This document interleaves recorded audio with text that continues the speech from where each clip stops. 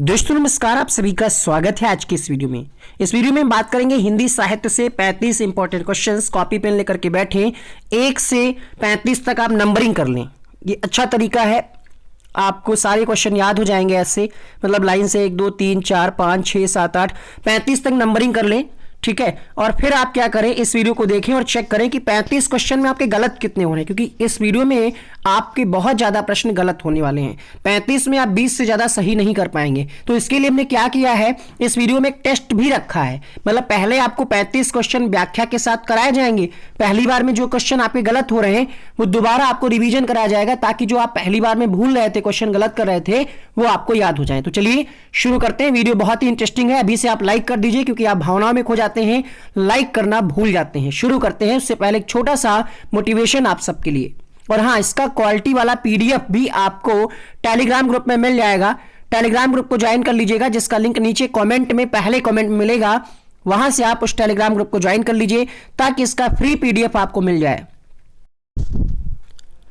दोस्तों, अगर जीवन में सफल होना है तो इन 5 बातों को दिमाग से निकाल देना कि लोग क्या कहेंगे, या मुझसे नहीं होगा, या मेरा मूड नहीं है, या हमारी किस्मत खराब है, हमारे पास टाइम नहीं। इस प्रकार के जो ख्याल आते हैं ये आपको नकारात्मकता की तरफ ले जाते हैं। तो इस प्रकार के ख्याल जब आए, जब भी, तब आप खुद को बिजी रखें या मोटिवेट करें। इस वीडियो में हम बात करेंगे हिंदी साहित्य से 35 इंपॉर्टेंट क्वेश्चन। सभी एग्जाम के लिए, जिस भी परीक्षा में हिंदी साहित्य से क्वेश्चंस आते हैं, यूपी टेट हो गया, सुपर टेट हो गया, एमपी टेट और अन्य परीक्षाएं जिसमें हिंदी साहित्य से प्रश्न आते हैं, जूनियर सुपर टेट की अगर आप तैयारी कर रहे हैं तो ये वीडियो आपके लिए, क्योंकि इसमें हमने ऐसे क्वेश्चन रखे हैं जिसमें से आप बहुत ज़्यादा प्रश्नों के आंसर गलत करने वाले हैं। तो चलिए स्टार्ट करते हैं।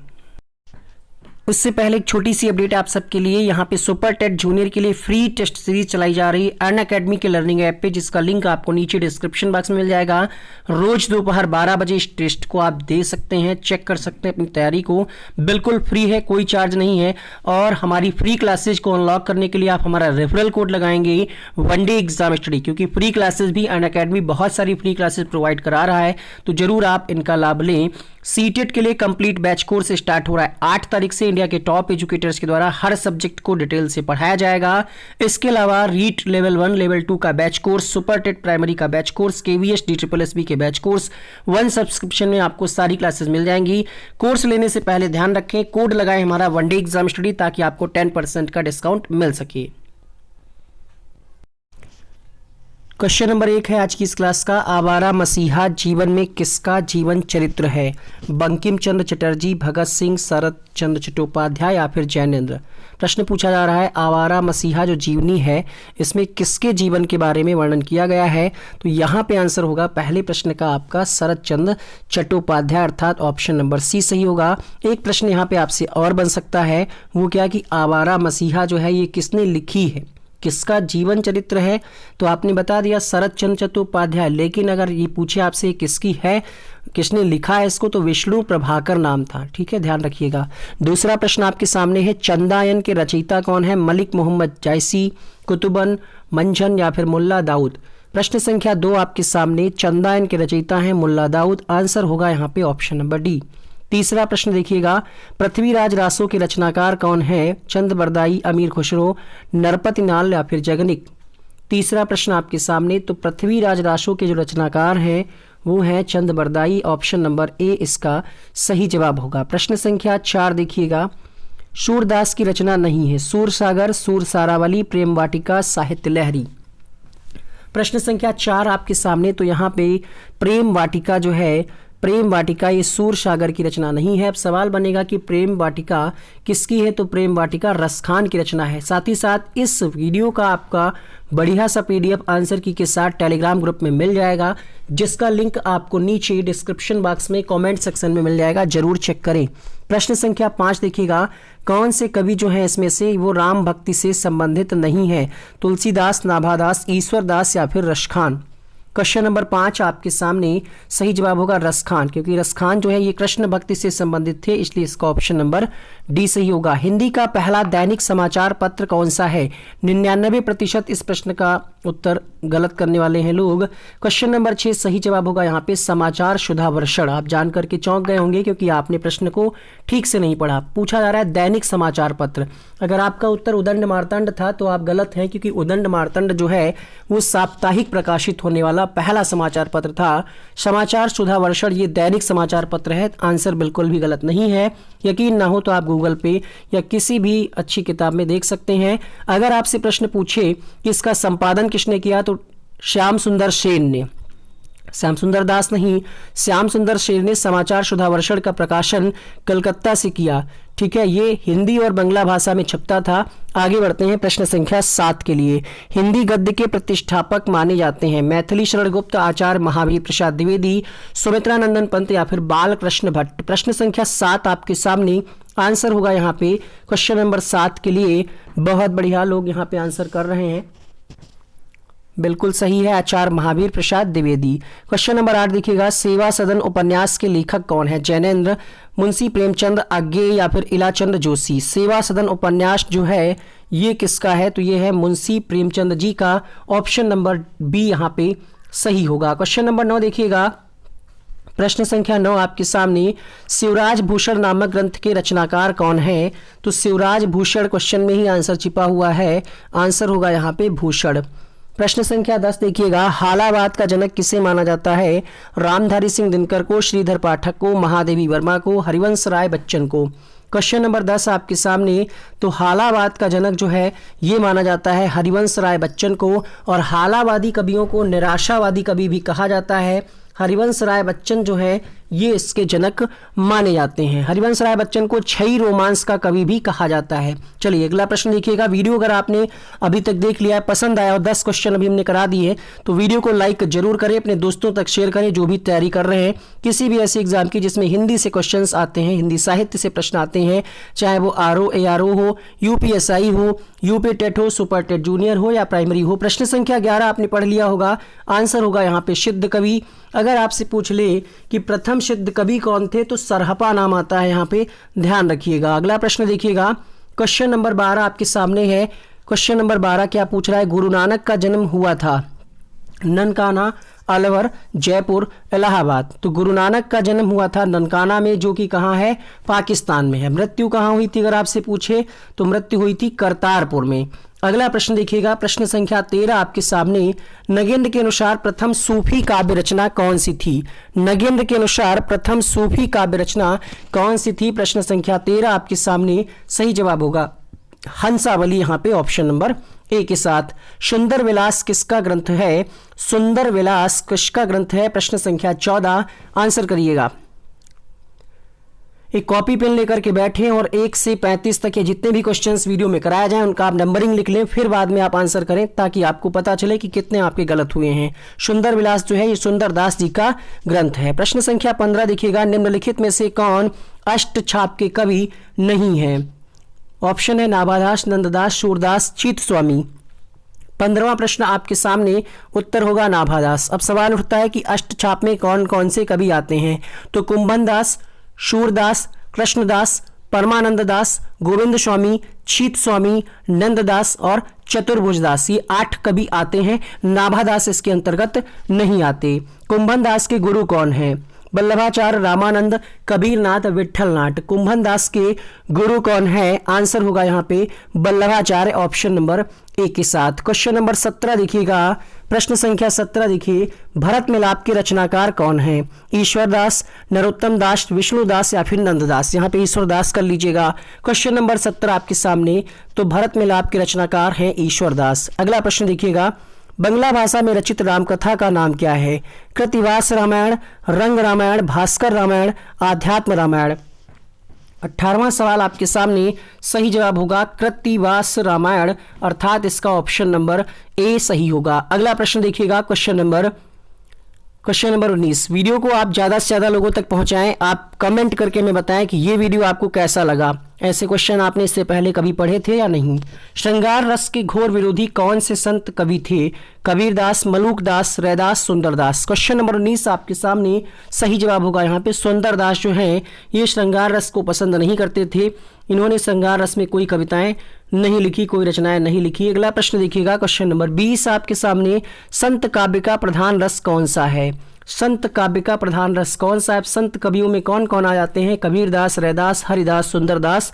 तो संत काव्य के अंतर्गत जो कवि आते थे उनका प्रधान रस होता था शांत रस। क्वेश्चन नंबर 21 आपके सामने, कबीर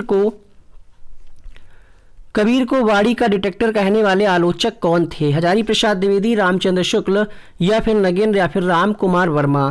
क्वेश्चन नंबर 21 आपके सामने आंसर होगा यहाँ पे हजारी प्रसाद द्विवेदी के साथ। अगला प्रश्न देखिएगा, उज्ज्वल नीलमणि के रचनाकार कौन है? जयदेव, छीत स्वामी, विद्यापति, रूप गोस्वामी। उज्ज्वल नीलमणि के रचनाकार कौन है? प्रश्न संख्या 22 आपके सामने, उत्तर होगा रूप गोस्वामी, ऑप्शन नंबर डी के साथ। विशिष्टावाद, यहाँ पे एक अगला प्रश्न, नया क्वेश्चन आपके लिए, विशिष्ट द्वैतवाद के प्रवर्तक कौन है? तो विशिष्ट द्वैतवाद के प्रवर्तक माने जाते हैं रामानुज। आंसर होगा यहाँ पे ऑप्शन नंबर ए के साथ।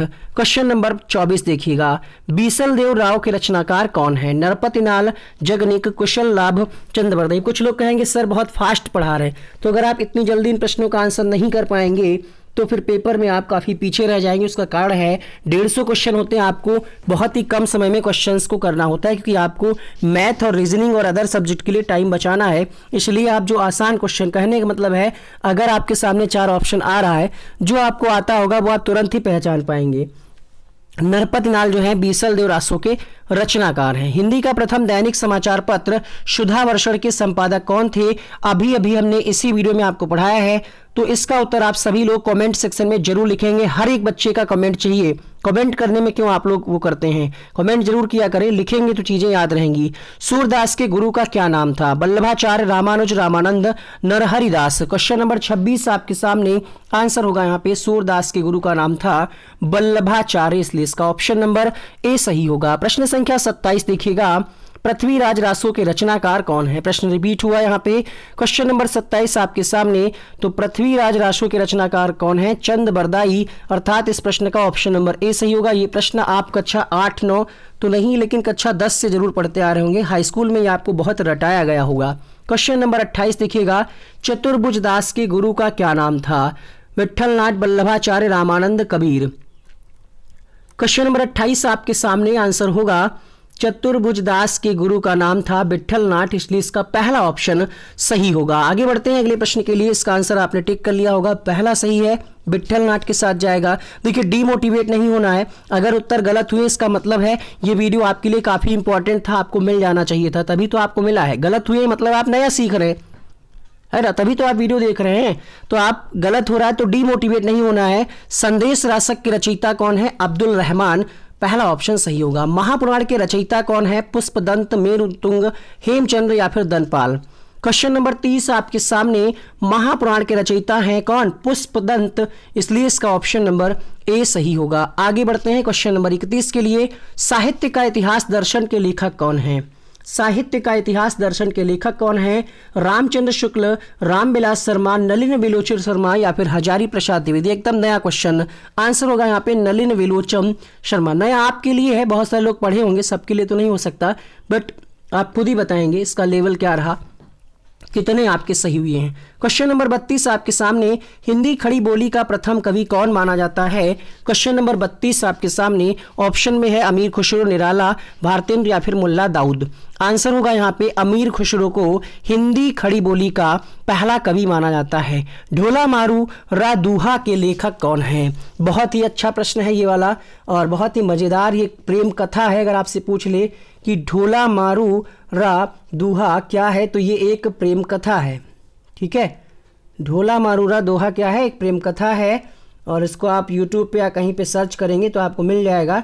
ये राजस्थानी प्रेम कथा है। इसमें राजा की शादी पहले ही मतलब तय हो जाती है, लेकिन उनको पता नहीं होता है, बाद में दूसरी शादी कर लेते हैं। इस प्रकार का कुछ है, आप देख लीजिएगा। थोड़ा हमने देखा था, सुना था, इसके बारे में पढ़ा था। तो यहाँ पे आंसर जाएगा कुशलाभ के साथ। अगर ऑप्शन में कुशलाभ ना हो तो आप ध्यान रखिएगा कल्लोल देगा ऑप्शन में। अब यहाँ पे आप सोच रहे होंगे कि ये है क्या दुनियादारी, तो ढोला जो है ये राजकुमार का नाम है, ठीक है। मारू जो है राजकुमारी का नाम है, और ये क्या है, राजस्थानी प्रेम गीत है, कह सकते हैं प्रेम कहानी है। आगे बढ़ते हैं प्रश्न संख्या 34 के लिए। मैथिल कोकिल किसे कहा जाता है? अमीर खुसरो, विद्यापति, दामोदर या फिर लक्ष्मीधर। तो मैथिल कोकिल जो है ये किसको कहा जाता है? आप सबको पता होगा, मैथिल कोकिल कहा जाता है अमीर खुसरो को या फिर विद्यापति को। फटाफट से बताएं। बहुत बढ़िया, हाँ विद्यापति को कहा जाता है मैथिल कोकिल, तो इसका ऑप्शन नंबर बी सही होगा। प्रश्न संख्या 35 देखिएगा, परमाल रासों के रचनाकार कौन है? क्वेश्चन नंबर 35 आपके सामने। तो परमाल रासो जो है ये परमाल रासों की रचनाकार कौन है? तो ये है जगने। तो 35 में कितने प्रश्न के आंसर आपने सही किए हैं? पहली बार में ईमानदारी से कमेंट करिए, अभी का अभी कमेंट करिए। और अब सबसे इंपॉर्टेंट पार्ट इस वीडियो का, रिवीजन वाला। अब आपको सारे प्रश्न आज के ही इसी क्लास में याद हो जाएंगे। तो चलिए शुरू करते हैं। ईयरफोन लगा लीजिएगा, लगाया नहीं अभी? अब लगा लीजिए ताकि मजा आए था पढ़ने में आपको। और हाँ, पिछली बार ऐसे एक दो वीडियो डाले थे तो बहुत सारे बच्चों ने कमेंट किए कि मम्मी से हमें डांट पड़ गई कि आप पढ़ाई कर रहे हो या म्यूजिक, तो मैनेज कर लीजिएगा। शुरू करते हैं।